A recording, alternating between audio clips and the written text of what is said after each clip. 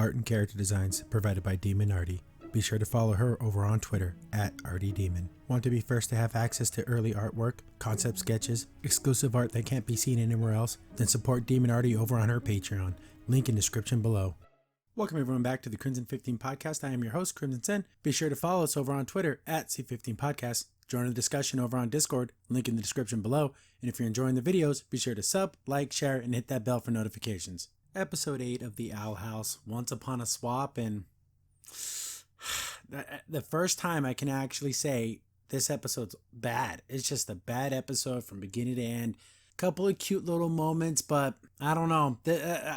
I like this show, and I want to see where, you know, everything that's going to happen with the Ida and her curse, and is Luce going to become this great witch? Is she going to learn this magic? And this is such a throwaway episode.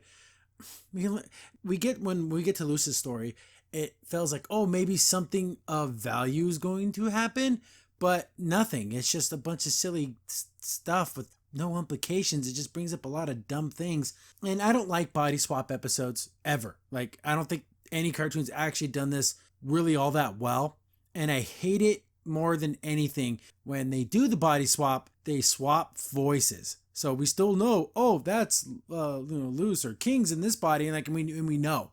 The only cartoon that I can think of that I can remember did a body swap episode where they didn't do that was the old Mega Man cartoon where it was Snake Man and Mega Man swapped bodies, but they kept their voices and their faces and everything. So when Snake Man went back and tried to the good guys, oh, it's me, Mega Man, but he still had Snake Man's voice. That makes sense. Why would they swap voices and faces? I hate that. Because why are the rest of the people in the world so stupid? Especially when Luce's story, because she's in Ida's body. How does her sister not recognize that's not her sister's voice? Or her face or eyes? How could she not? I can understand stupid kids not getting it, but she's an adult woman.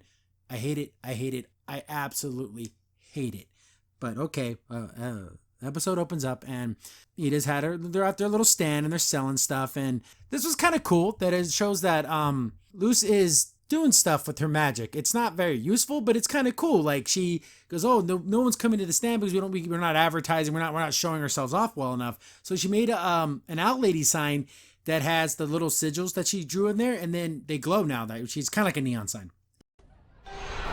And who doesn't like their name in lights? Is it too subtle? And even a cute little like Ida winking sign, like, hey, come to my shop. I like that. I thought it was really, really fun. Those other teenagers show up, the ones that were at Amity's house, and the one with the three eyes, the one that was being really bitchy to her mom, and the other two. Is this guy, he looks like that dude from Super Mario RPG, doesn't he? I mean, seriously, look at him. Is that a reference to that? But there's the other girl with the white hair, she's super cute, and the girl with the three eyeballs, they say her name, but I don't care. She's just typical mean girl. She shows up to her stand, like, making fun of her and everything. And I really hate how this world is almost like our world. They don't have cell phones. They have those little scrolls. Remember that whole Witchstagram thing? So this thing can take pictures too. So it's just a cell phone. And it functions exactly like a cell phone. And they have all the same stupid social media things. Ew, no. I'm just here to take an ironic Instagram next to your weird flashing trash sign. That's not funny, Basha. I wish there would have been a little more separation where those kinds of things didn't exist in the Boiling Isles in this magical world, but they throw in all these human things, and I don't know. And how can these two things exist at the same time? I don't know. These are the stupid little concepts that I can't stand. So like, oh, I just came here to take a selfie. How much of a loser you are. Just being super mean. Luce, of course, is like, you know, whatever. And she's just like, forget, you know, not getting too angry, but she realizes, she's going to be mean to us. Who cares? But King, I can't stand for this. And King jumps up there, and King being King, bow before me, you stupid teenagers. Like, he's trying to be all big and bad, but he's yet to do anything useful in the whole series. They think he's super cute because he is, and she grabs him and takes a little selfie and puts, of course, anime filters on. Okay. And she wants to buy him. And he's like, I'm not for sale. Blah, blah, blah. Then Ida's out. It's so funny. Ida's been the whole time. She just didn't care. She didn't come out. She's like, oh, I can smell a mark. I can sell stuff to these kids. Hey, teenagers, do you want to buy the latest fashions? And then she makes herself look all crazy and stupid. And they're like, no, forget you. And they laugh it off. And of course, Ida's like, I hate them. And she looks up and sees Luce's sign. She's like, you gotta take that down. And this is what I've been saying from the beginning. She's like, you can't be advertising like this because I'm a wanted woman. They're going to come and get me. But why aren't these guards trolling the market district every day? They know what she looks like. They know she sells human crap. They could find her easily. Unless they're moving around the city, like this is like a humongous city with thousands of civilians. We haven't really seen the scale. We see like from the air in a couple episodes, but we don't even know like the population here. But how could they not find her? Like, can anyone give me a real explanation of how these guards can't get her, even though she's like worth whatever? What's that freaking 10 billion snails or whatever? So she's like, forget that. We can't do this. It's nice, but forget it because, I'm wanted. I can't do that. Luce is like, oh, they're not going to find us. They don't care. We can get away with this. The guards aren't going to notice anything like that. They had that argument about whose life is worse kind of argument about like, oh, you don't know what you're talking about, Luce. And then King's like, oh, my life's worse than yours and you don't get it. And Ida comes with the idea, let's do a body swap. I'm thinking to myself, usually this plot line in a cartoon happens by accident. Oh, they found an artifact, and when two people pick it up and they're, it swaps their bodies. It's, very Freaky Friday, blah, blah, blah. This one is done on purpose, which I think, I don't know, I just admitted I don't like the plot line to begin with. And I really don't like it when they do it on purpose, so they just put themselves in this situation. And she even has a copy of the Freaky Friday. Okay. And here we go. I'll bring it up every time. Why in the world are there 5 story people on the story and 3 of those 5 people wrote the story? Well, how does it even work? Can't recall seeing a credit for the story and a credit for the writers. So the writers didn't come up with the story, or 3 of them did and the other 2 didn't. Like, there's too many people on this stupid story. It's not enough. You have enough. Just one person can bang this out in an afternoon. There's not a lot going on here, especially how none of this really connects to anything, and it's really dumb. So they all swap, and like everyone thought it was going to be Luce and Ida going to swap. She does a big body swap thing, and then of course Luce is in Ida's body, and she kind of hits her face in the mirror. And I thought it was funny that all her makeup rubbed off because Ida wears makeup. She's a woman, and she's got a little bit of an older woman, so she wears makeup, and then Luce doesn't. So like all her makeup is gone. And she's like commenting how old she is and everything.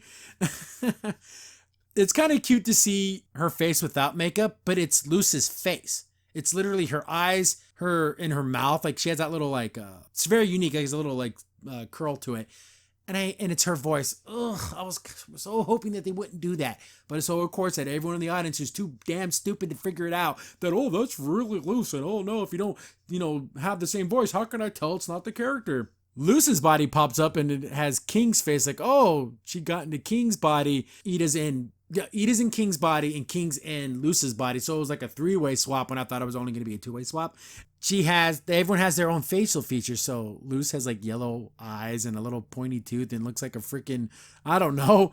She looks like the Puerto Rican Chucky doll. I don't know. It's just really funny looking. Of course, yeah, we got King here, but it's like girl King. It's just because she has a little eyelash, or he has a little eyelash in the gold tooth. So I'm like, oh, King's kind of cute. So they're going to prove who has the easier life, and whoever wins doesn't have to clean the house, because Hootie's going around being like super dirty, like throwing himself in the mud and everything.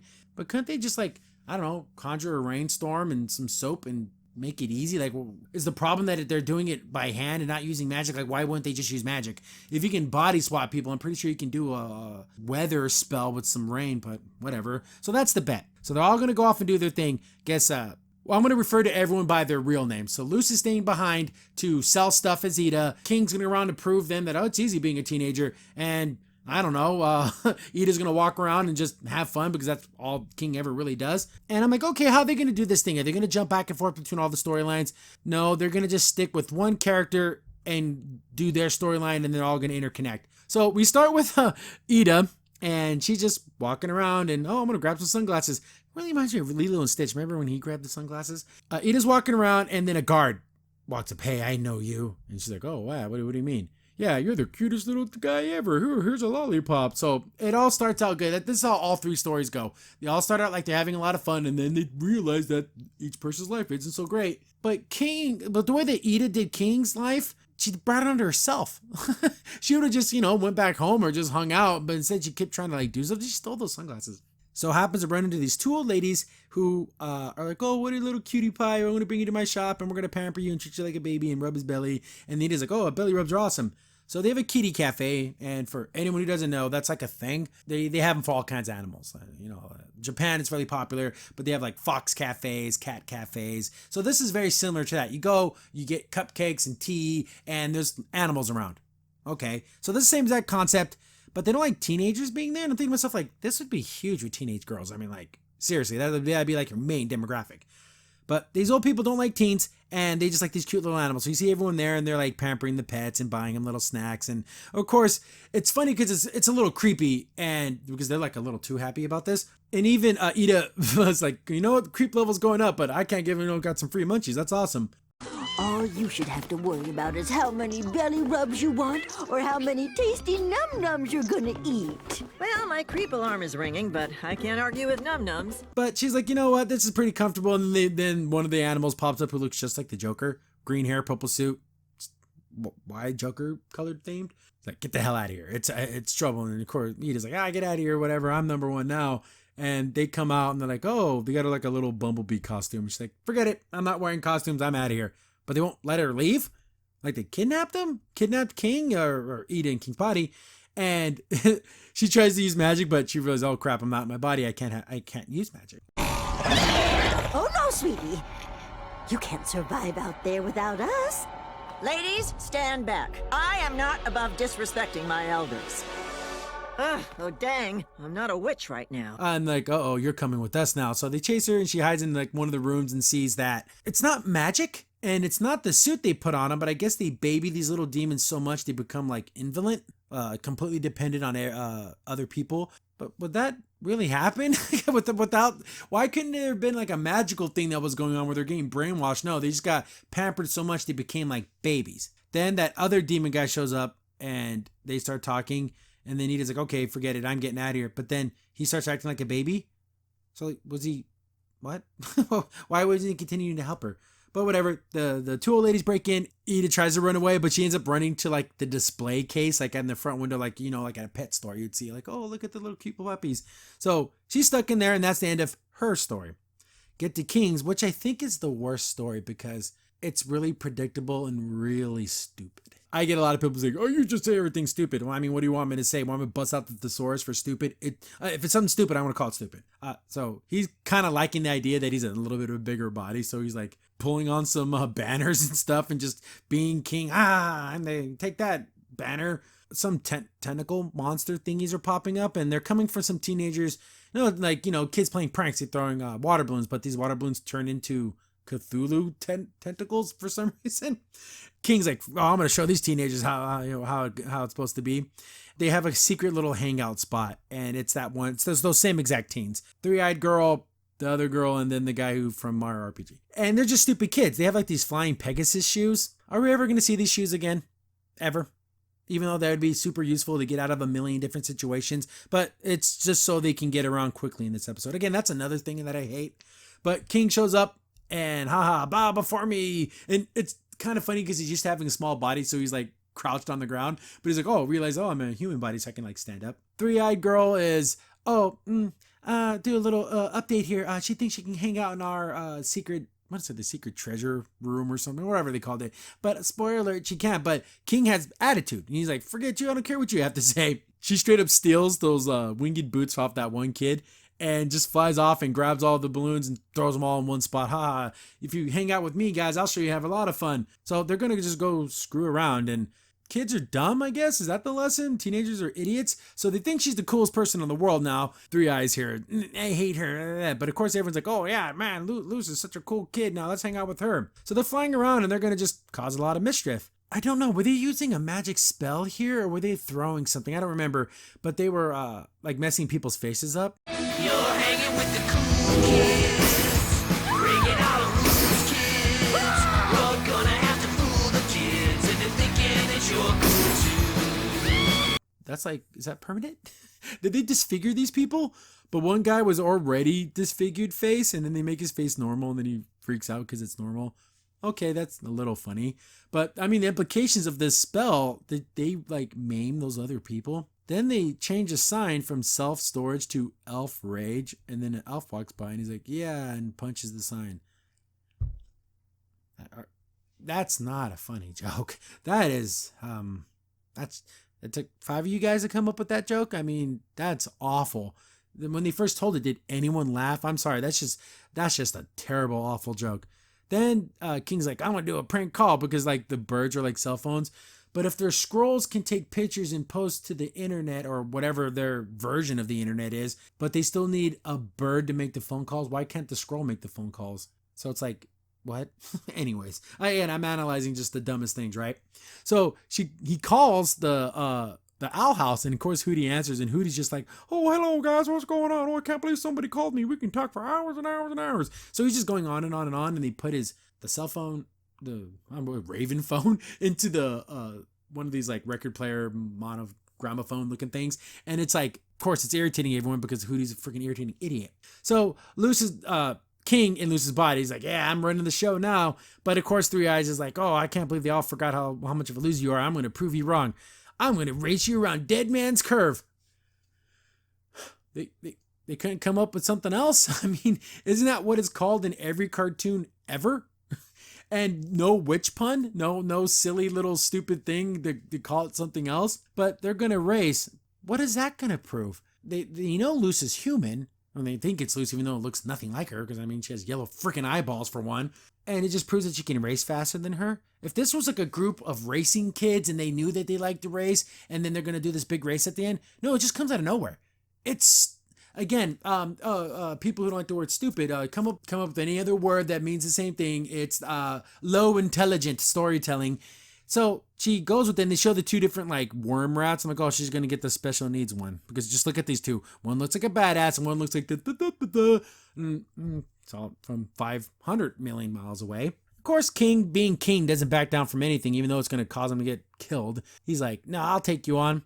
Question: is this track here for racing? Is that a thing in the Boiling Isles? Oh, by the way, we got a racetrack that goes through the city, or is this some type of like old mining thing, or is this like a freeway, but there's no other vehicles on it? This is really, really dumb. So they start the race, and Funyuns, they start racing, and of course King has no idea what he's doing.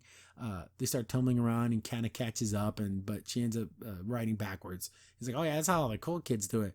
But I guess the road was out. There's like literally like a gap in the road. That's so wonderful. They're gonna die. Of course, Three Eyes stops because she doesn't want to fall off the edge. And King's like, ha ha ha, I'm the best. And say bye-bye to being popular. She's like, yeah, bye-bye. The road's out, falls down, smashes into their secret hangout, the Sacred Hang. If anyone knows that reference. So, smashes the Sacred Hang, and they're like, oh no, we're going to get her now. So, like, all the teens get on their magic flying shoes, which we'll probably never ever see again.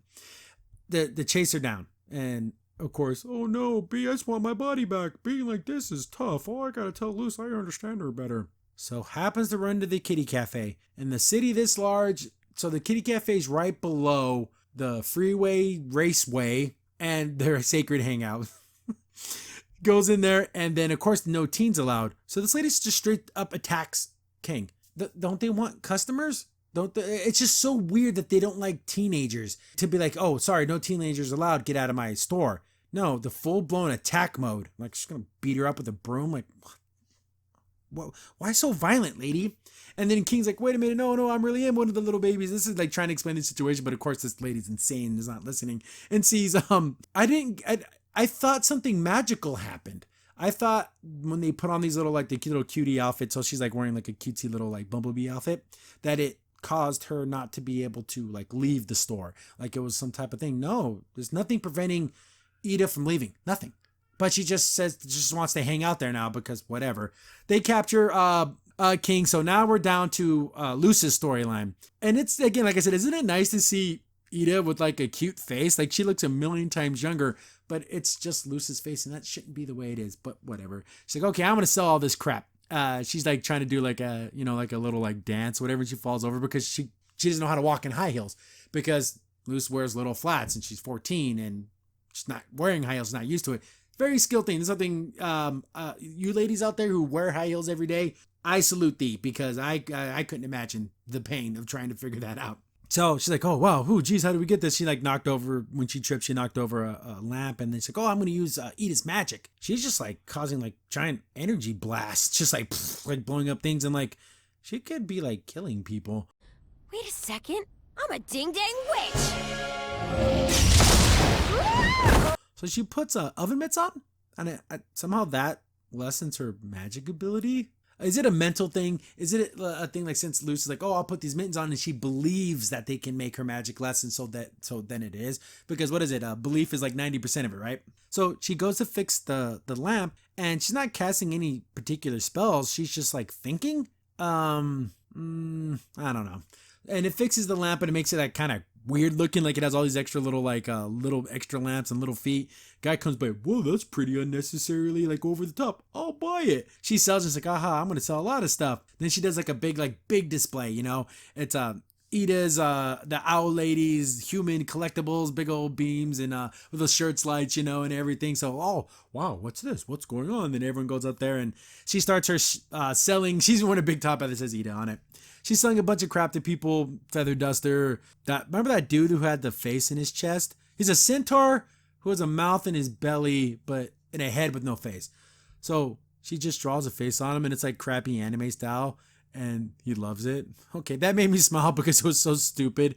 She makes a pacifier for a baby. She's doing all these things, and then one of the guards shows up, and he's like, "Are you Ida the Owl Lady?" She's like, "Oh, that depends. Are you a fan of magic?" And she makes like little flowers for him. "I'm a fan of justice or the law or whatever." Is that right? You're the famous Ida the Owl Lady? That depends. Are you a fan of magic? No, but I am a fan of the law. Goes to arrest her. So this big giant sign was the only thing to get these guys. Not the fact that she was selling stuff, every single freaking day. So she gets caught, and I'm thinking, oh, she has the oven mitts on. They put the gloves on the oven mitts, and I thought she was going to be able to just slip through.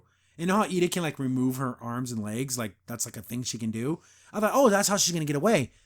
No, she got arrested, and here's her mugshot. Look how sad she looks. This is exactly what a teenager would look if they end up getting arrested for something. She just looks absolutely like, oh my goodness, what the F did I get myself into? But they lock away her staff, Albert, and they put her like in a questioning room, like, you know, like the two-way glass, and like, oh, we're going to question you. And then she's like trying to tell them like, hey, this isn't really me. I'm not really Ida the Owl Witch, and it's going to be so funny once you find out. But they arrested her, and guess who shows up? Ida's sister, Lilith, because they've been trying to get her this whole time. What's Lilith's game here? Because she does a nice thing, because I guess once she's been arrested, she's supposed to be sent to the Reformatorium, you know, the like for bad witches. So it's the school for wayward princesses. It's literally the same thing. So they're like, hey, we got the order to do that. And she just burns it up saying, leave her to me. So she kind of skirted the law to try to save her sister. That's a nice sisterly thing to do. I don't know if this is going to come back and bite Lilith in the butt, where if those guards report that, I'm pretty sure she's going to get in big trouble, but she did that for her sister, which I thought was really nice. Lilith sits down, and then Lucy's like, oh yeah, I remember you. Well, your name is, like she didn't remember her name, so haha, I'm not the only person who can't get names right. How does Lilith not recognize that's not her sister's voice, or her face, or eyes, or even the way that she's acting? Did Lilith take her stupid pills this morning? That's why I hate these kinds of storylines, because the other characters have to be really, really stupid to fall for this stuff. So she's like, look, there's all the charges against you, and it's like a gigantic scroll.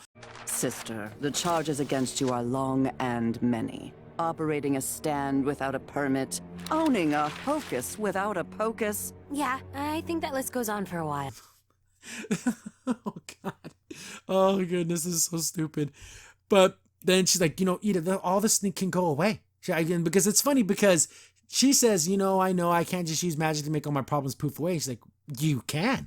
I just join, like when we were little girls, remember we would always want to join the Emperor's Coven. We can do this together. We can, you know, be like sister witches, and we can get all the dreams that we had when we were kids.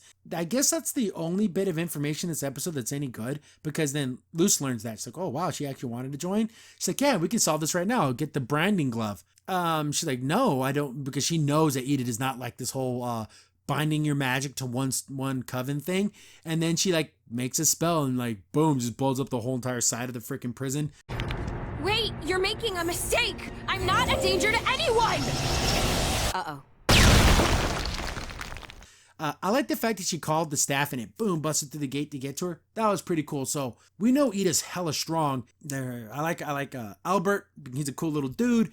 And she's like, oh, we got to get the hell out of here. Loveless like, you know what? I'm sick of this. I'm going to bring her in now. So they're chasing Luce, and all these places are like right next to each other. I mean, can we get any more convenient? I hate that. Like, I know they had to find a way to get all these characters together somehow, but the jailhouse, the stupid kitty cafe, the highway where they race their stupid worms, and that shack, the sacred hang, all within jogging distance of each other. It can't get any more convenient. But Luce runs by the kitty cafe and sees, you know, Ida and King in there. Oh my goodness, thank God I found you. Let's fix this whole thing this big old problem we caused. She runs in there and they just run out. And I thought to myself, whoa, why didn't King and Ida just leave in the first place? Like, what was keeping them there? They're in the window that's right next to the door. I'm talking, it would have took them 5-6 seconds, and it doesn't seem like these old ladies have magic of any kind. One old lady has like sharp teeth, but she didn't really do anything. So, again, why didn't they just leave? Then they get out into like the streets, and they're gonna have like this, I don't know, big rumble. Remember in Anchorman when everyone just shows up to the rumble? So we got the police, the teenagers that were originally chasing King, and we have our trio of dum-dums and stuck in the middle. And I'm thinking to myself, once these teenagers saw, which is the equivalent of the cops, they had to get the hell out of there. No, they were going to beat the crap out of Luce, or I don't know what they were planning to do to her, but I don't know, right there in front of the police. Yeah, and they know who Lilith is. She's one of the high witches of the Royal Coven or whatever. So these kids are really weird. Ida's like, okay, we're done with this. Give me the staff. It's funny, she was able to cast the spell with the staff in King's body. So the staff itself has magic.